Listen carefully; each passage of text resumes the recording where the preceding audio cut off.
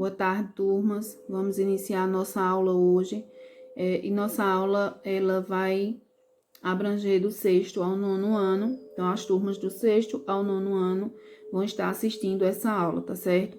Sendo que o nono ano vai estar contemplando esse mesmo tema no material didático, ou seja, no livro didático, na página 29, certo? Que está referente ao capítulo 2, onde nós já tínhamos estudado alguns tipos de pinturas, tá certo? E dentre esses tipos de pintura, faltou falar sobre a pintura corporal indígena, ou seja, a pintura corporal indígena, ela é um outro tipo de pintura, só que a gente teria que se aprofundar mais nesse tema.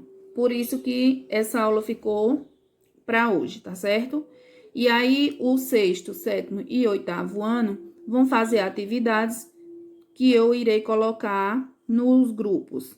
Então, a atividade de sexto, sétimo e oitavo será colocada e disponibilizada lá no grupo, tá certo? E aí, nós vamos iniciar a nossa aula respondendo a essa pergunta: por que estudar as culturas indígenas? Tá certo?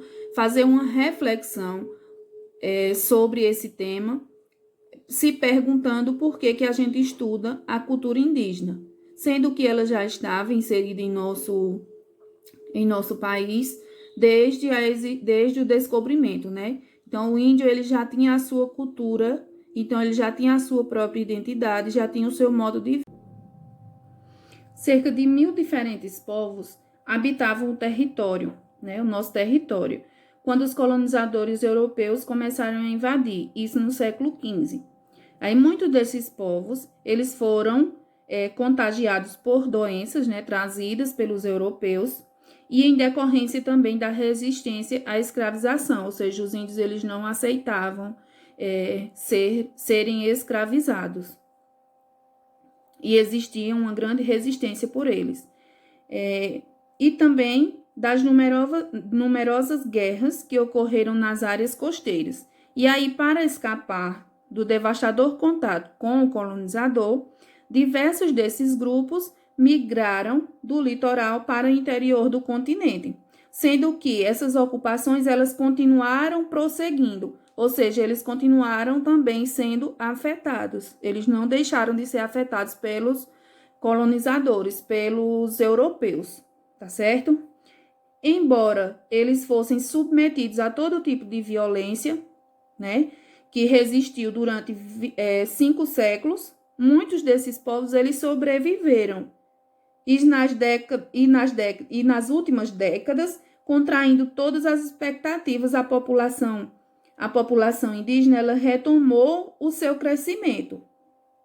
Dados do IBGE nos mostram que existe no Brasil cerca de 240 povos indígenas e que falam mais de 150 línguas e dialetos, tá certo? Então, eles estão presentes em todas as regiões do nosso país, mas a maior concentração se encontra na bacia do Rio Amazonas, na região do Rio Xingu e nas fronteiras oeste e norte do nosso país, tá certo? Dando continuidade, nós vamos falar um pouquinho sobre em nosso país, tá certo? Em nosso país, como a cultura indígena ela está inserida, né? E como que ela foi retratada durante todo esse tempo e foi inserida nos livros, na arte, na história e na nossa cultura, certo? Os indígenas, eles foram inicialmente entendidos e retratados pelos europeus como seres exóticos e primitivos. Caracterizá-los como inferiores justificava e facilitava os coloniais. No século XIX, empenhados em construir uma identidade para a nação, intelectuais e artistas tomaram o índio como um símbolo para representar, de forma heróica e idealizada, a natureza exuberante do nosso país. Ou seja, o indígena, a cultura indígena, ela foi retratada como um símbolo também da nossa cultura, como uma identidade própria do nosso país. E aí, nós entramos no tema pintura corporal. E os seus significados também, né? A pintura corporal, ela não acontece somente por acontecer, ela tem um significado.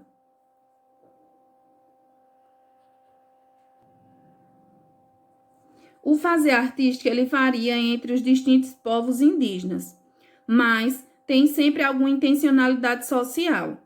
Em geral, a parte está ligada à produção de artefatos, adornos corporais e instrumentos usados no cotidiano e em rituais, ou seja, essas pinturas elas são utilizadas com uma intencionalidade. Então, para diferenciar um povo, é um ritual, é um gênero, tá certo? O ato de ornamentar o corpo com pinturas ou adereços, ela pode ter diferentes sentidos. Como assim? Proporcionar uma cura ou uma forma de proteção. Ela pode também estar ligada à demarcação de lugares sociais, de gênero ou de idade, como eu já falei, né? Gênero, sexo masculino, feminino, e de idade, criança, adolescente, até os mais adultos. A distinção dos povos, coisas, animais, pessoas e seres sobrenaturais. Podem ser transformados, domesticados, pacificados e incorporados. Essas mudanças de estado ou condição, elas costumam envolver rituais em que a música, a dança e ornamentações compõem um complexo cerimonial.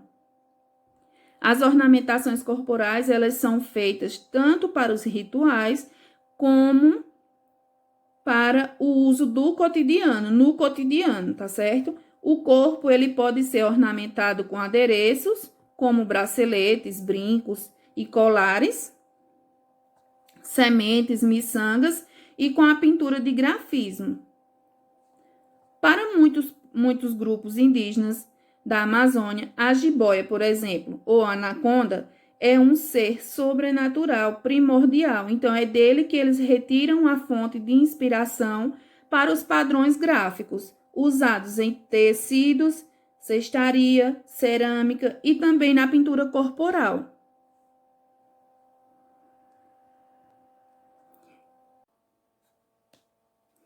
E aí nós vamos falar sobre técnicas e materiais utilizados. Quais são as técnicas utilizadas, como ela acontece, né? De onde é que parte essas técnicas e os materiais utilizados.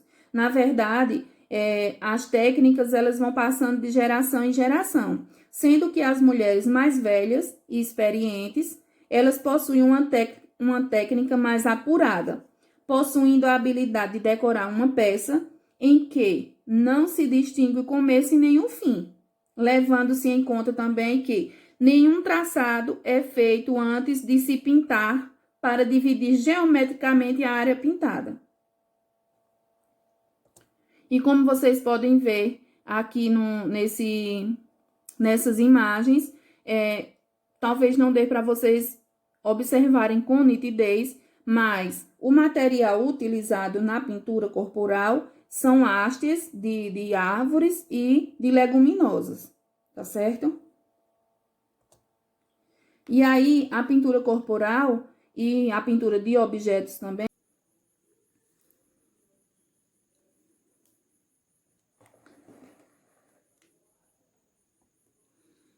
Dando continuidade, nós vamos agora observar e ver de onde que é extraído a pigmentação utilizada na pintura corporal. Tanto na pintura corporal, como também na pintura de objetos e de cerâmicas, tá certo? E aí, eu escolhi aqui são dois exemplos, né? De onde é retirada a pigmentação, né? Para essas pinturas. Eu tenho aqui o fruto do genipapo e o urucum, tá certo? Então, a pigmentação utilizada nas pinturas, ela é retirada através de um processo, né, pelo qual é extraído a pigmentação para a utilização dessas tintas, certo? E aí, como é que acontece esse processo?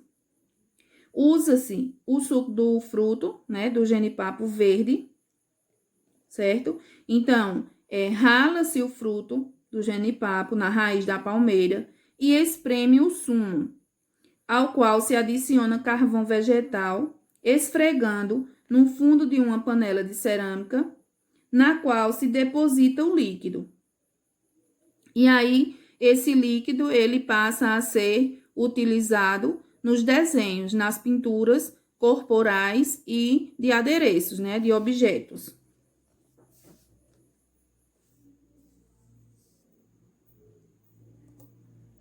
O processo de preparação da tinta consiste em ralar a fruta, como eu já falei, com semente e depois misturar a outros pigmentos, como no caso do carvão, para diversificar as cores.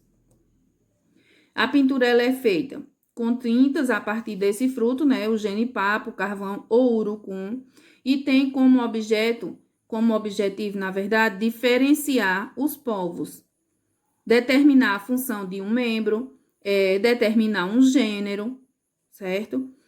E a função de cada um dentro da aldeia, até mesmo mostrar o estado civil de cada pessoa que faz parte daquela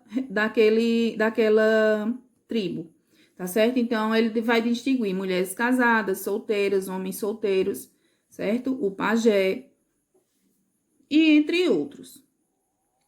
Na continuidade do nosso vídeo, eu vou ensinar para vocês três pigmentações que vocês vão utilizar em uma atividade que eu vou propor nos grupos, tá certo?